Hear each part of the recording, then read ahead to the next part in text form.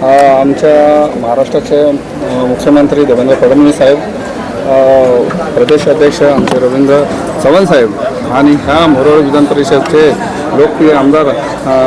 किशनजी कतोरे साहेब आणि ह्या कुळगाव बदलापूरच्या नगरसेविका आमच्या ऋषिताताई घोरपडे आणि खास करून माझ्यावर खूप जास्ती प्रेम करणारे आमचे राजेंद्रराव घोरपडे आणि आमचे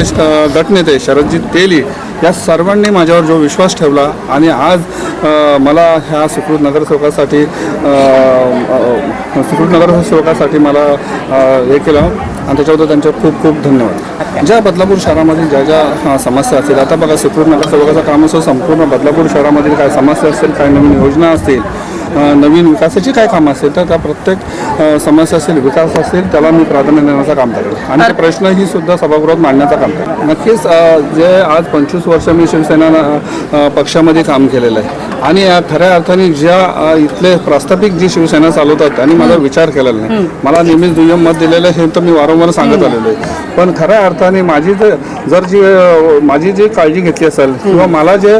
माझे विचार जे समजण्याचं काम केलं असेल तर फक्त त्या भारतीय जनता पार्टीने केलेलं आहे आणि आज मला सुकृत नगरसेवक म्हणून काही पदी मला निवड केलेली आहे.